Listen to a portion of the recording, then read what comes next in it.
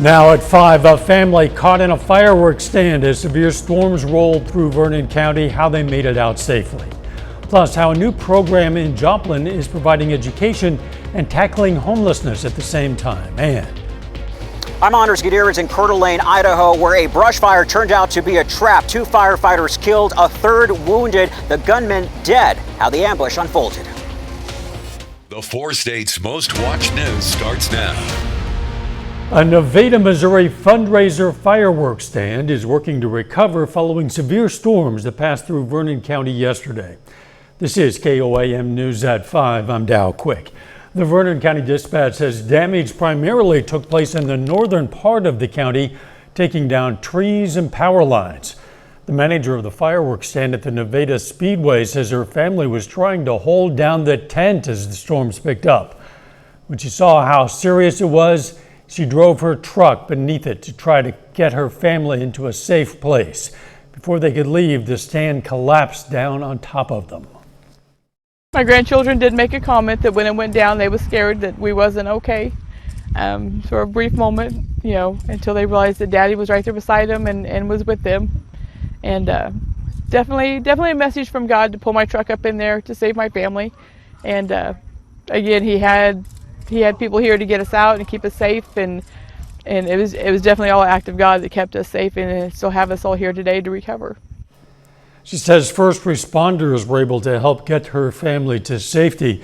Now, with support from the community, they're working to reopen in time for the 4th of July. Right now, let's check in with meteorologist Lindsay Gaffney for a first look at the weather. Well, so far temperatures are in the mid-80s. We stayed pretty cool today. We did have a front that passed and is still passing. So we've got these westerly winds, even getting up to northwesterly winds. Now, we were expecting a little bit more rain, so all of this to be a further south. However, it's staying out of our area, which is a good thing. We've had a lot of storms over the last several days, so not getting any storms is a good thing. However, we are still getting the benefits of that cold front coming through. Now, these storms are firing up right along that cold front boundary, so once they all push out towards the east, that is going to bring those northerly winds and keep our temperatures cool for the next couple of days. But like I said, they're staying up to the north of us, north of Mountain City, north of Butler. And then we're left with those northerly winds, a few clouds later on this evening. But other than that, we're not going to see any more rain chances for the next couple of days. We're starting off Tuesday a little cloudy, but I'm going to have a full looked forecast coming up. Catch you in a few, Lindsay, thanks. The Missouri Job Center in Joplin is taking a unique approach to helping young people get a new start in life while also addressing homelessness. The new Youth Build program, as it's called, is aimed at helping 16 to 24-year-olds earn a high school diploma along with an education in construction, leadership, and community engagement. Organizers say students will use these skills by building houses for people without homes. 32-week program. We'll be doing 3 cohorts, and we'll be doing follow-up for a year to make sure that they're either furthering their education, employed, and that they're being successful and have those supports in place for them. Good. It's very individualized. Each person is sort of on their own path, and throughout it all, you work at your own pace, and it's helped a lot of people, including me. Organizers say they're currently looking for a contractor. Anyone interested should contact the center. The Baxter Springs, Kansas Fire Department is moving into its new fire station this week, 15 months after construction began on the facility. The $3 million facility replaces a fire station that was built back in 1926. Funding comes from state and federal grants. The department has provided a sneak peek inside. Firefighters have been assembling furniture and installing equipment. This coming Saturday at 9:45 a.m., trucks are going to parade from the old station to the brand new one. That'll be followed by a ribbon cutting ceremony and an open house until noon. Authorities in northern Idaho are describing the killing of 2 firefighters responding to a blaze there as a total ambush. They believe a suspect intentionally set a fire before shooting at firefighters who arrived on the scene. Andre Gutierrez reports from Coeur d'Alene. Yahaira Casanova is stocking up to celebrate America's birthday with a bang. We got Wicked, we got sparklers, we got Roman candles, which is more or less our favorite. Our apologies, obviously that was the wrong report. We'll see if we can have that for you a little bit later. We believe that based on the information that has been collected that there was only one shooter. That's what authorities say. While firefighters continue efforts to put out the, link on to the next report, Republican senators could be on the verge of passing one of President Trump's biggest legislative priorities, named the One Big Beautiful Bill Act. The legislation includes increased spending for border security and defense and extends Trump's tax cuts from his first term. It also fulfills his 2024 campaign promise to remove taxes on tips and overtime. Senate Democrats who opposed the bill proposed a series of changes aimed at defending Medicaid, clean energy, and other priorities. If the bill passes the Senate, it has to go back to the House for approval. Still ahead. This brace is helping people with movement disorders. I'm Danya Backus, and I'll introduce you to the team who helped invent it. Plus, what could be contributing to shorter attention spans? Those stories coming up in Health Watch. Topping today's Health Watch, do you feel like you have a short attention span? We'll try and focus for the next few seconds as researchers at Ohio State University explain why. They found that the biggest factors that lead to short attention spans are stress and anxiety. Number 2 is a lack of sleep, and number 3 is our digital devices. No surprise there. Only 1 in 4 people say they have no trouble with their attention span. It's estimated up to 10% of children with cerebral palsy are diagnosed with a type that inhibits balance and coordination. One teenager who has the condition has helped create a first-of-its-kind FDA-cleared brace to help kids like him control tremors. Danya Backus has his story. Since he was 9 years old, Dylan Law has had one wish. If you had magic powers, what would you do? My hand wouldn't shake. Dylan has ataxic cerebral palsy, a condition that affects muscle movement and control. I think I kind of knew my whole life that I was different. All of his life, tremors have caused him to struggle with things like drinking, writing, and playing. Over the years, you try all the different things. Weighted silverware. There was a watch. There were electrodes on his neck. There were wrist weights. Anything that would try to hold the tremors more steady. None of those things worked. Now at 17 years old, he says there's finally a device that gives him the magic powers he's always wanted, and he helped create it. To be completely honest, I never grew up thinking, oh my gosh, I want to be an innovator. It's called the Move D. The D stands for Dylan, a brace that helps minimize extremity tremors for people with movement disorders. So it is providing resistance against the tremors. Dr. Sharif Tarman is a pediatric neurologist at Children's Hospital Orange County. That sensory input back over the triceps helps kind of tell the brain you don't need to shake so much, and oh, by the way, this is where your arm is in space. For years, Dr. Tarman worked with a team of doctors, Dylan, his mother, and University of California Irvine biomedical engineer students to create the adjustable brace that can loosen or tighten based on fine or gross motor movements. Yeah, that's way smoother. The brace was designed for children, but also fits adults. If you told my 9-year-old self that this project would be where it is now, I wouldn't believe you. This has changed my life. And he's hoping this device does the same for others. Danya Backus, CBS News, Orange, California. And that is a look at today's health news. A little bit later, will trade policy impact the cost of your fireworks celebration? Will tariffs dampen the spark this 4th of July? I'm Bradley Blackburn with when fireworks prices could skyrocket. And following all the weekend rain, we finally have a cooler couple of days. Sunday only at Ashley. Well, it has been a stormy couple of days. We've even had a couple of isolated storms this afternoon, but let's go ahead and take a look at our temperature trend and what that means in the next coming days. So yesterday we got up to about 91 degrees. Because we had a front come through this morning and into this afternoon, our temperatures today only reached about 85 degrees. So overall, a pretty good start to our work week. Now you can see, taking a look outside, Indigo Sky Casino and Resort, it is looking good. We've got a few partly cloudy skies and a couple isolated storms Right now, still just staying to the north of us. If we zoom in a little bit out near Butler, even Mound City, and then near Fort Scott just north, a little shower popping up there too. So these are going to continue to push into the area. We've had our front slowly making it through, and as that continues to move out of the area, it does wonders for our temperatures and humidity over the next couple of days. So as we go through Tuesday, our high temperature only getting up to about 86, 87 degrees.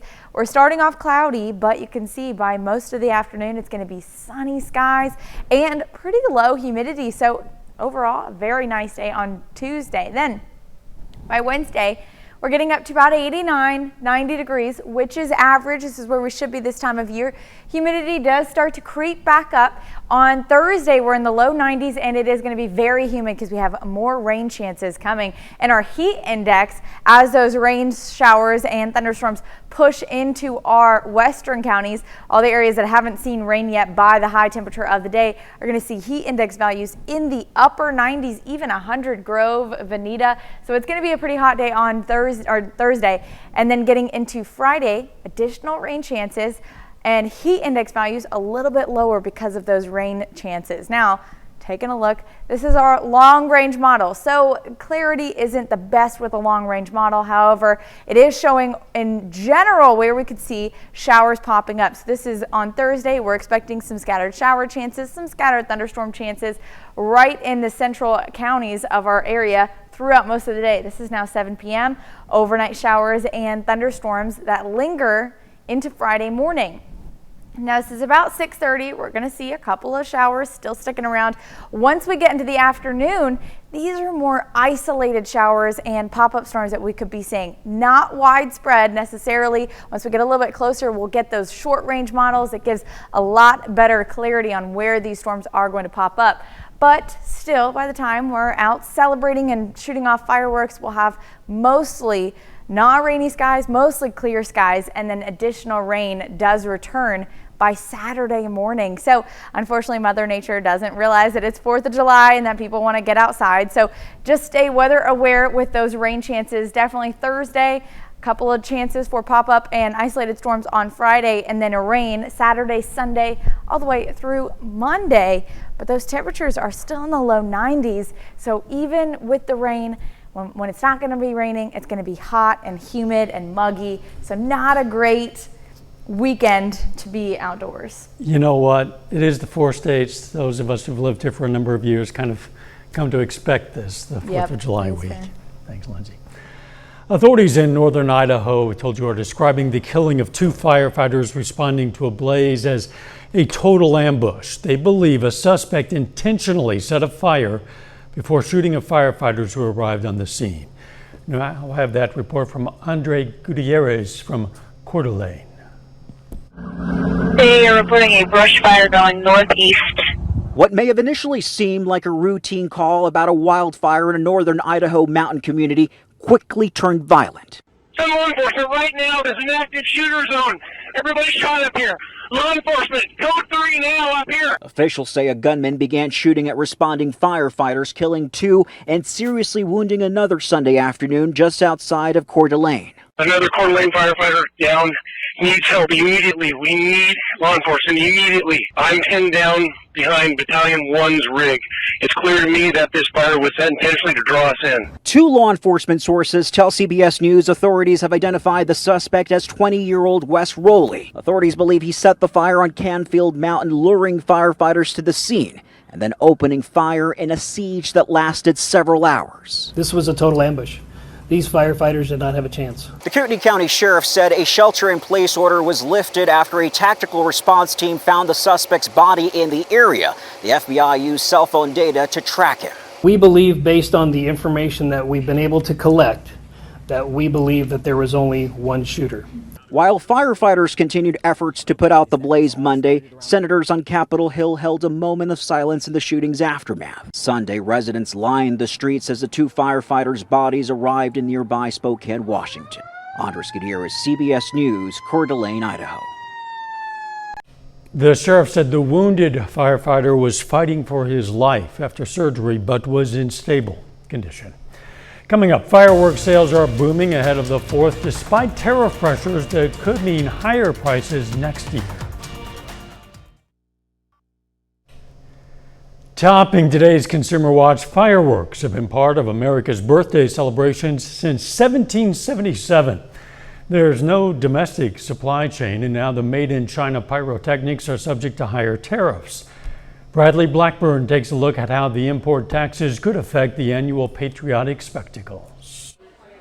Yahaira Casanova is stocking up to celebrate America's birthday with a bang. We got Wicked, we got sparklers, we got Roman candles, which is more or less our favorite. Business is booming at Phantom Fireworks in Matamoros, Pennsylvania, where shelves are stocked with more than 500 different kinds of fireworks, all of them with a Made in China label. According to the American Pyrotechnics Association, China produces 99% of consumer fireworks and 90% of professional displays as well. Every year it seems like people want more and they want bigger. Dan Peart is Director of Government Affairs for Phantom Fireworks. He says the company stopped production on orders from China when tariffs hit a whopping 145% in April.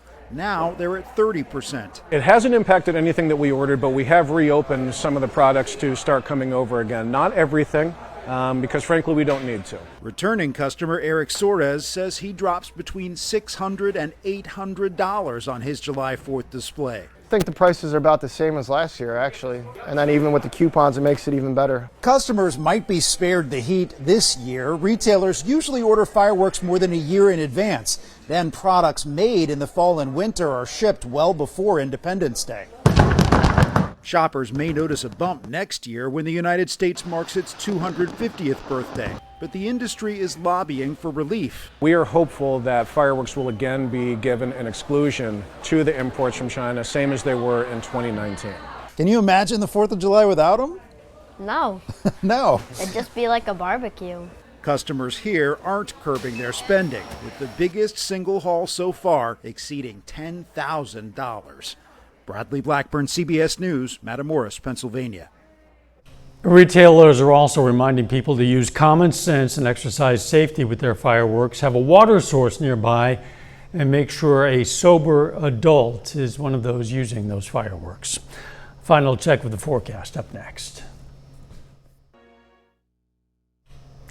Up next on the CBS Evening News, we're going to have more details on the ambush of firefighters in Idaho, including how police were able to track down that sniper. Then on KOAM News at 6, we're going to hear more from the family operating the fireworks stand damaged in yesterday's storm in Vernon County, Missouri, and see how the community has rallied now to help them reopen. Plus, we're going to hear from some of the young people benefiting from Joplin's Youth Build program. And another Joplin outlaw is named Pitcher of the Week. Stay with us for the CBS Evening News and then KOAM News at 6. Kids in the Joplin area get to hone their survival skills thanks to a 3-day summer camp. Camp Wildcats teaches young naturalists such wilderness skills as cane pole fishing, shelter building, compass and map skills, leatherworking, and a lot more. Organizers also hope the fun camp gives kids a better understanding of conservation. Mainly the conservation of raptors. They have a very high mortality rate in the first year. If a mated pair have 4 eggs, only one will survive the first year. So, and most of what happens to them is human-made. Time of year when a lot of people like to get outside and enjoy nature if they can. If you do, you want to be hydrated because it's going to be pretty warm out there. It is. Now we do have a couple of good days following our cold front that came through today. So Tuesday, Wednesday looking nice, but humidity starts to rise, temperatures start to rise on Thursday. And then we also see those thunderstorm chances return even for the 4th. Those are going to be a little bit more hit and miss. So we still might be able to celebrate without seeing any thunderstorms, but got to stay weather aware. We'll see as we get closer. Thanks for joining us. We're going to see you right back here for KOAM News at 6. Let's make it a great evening.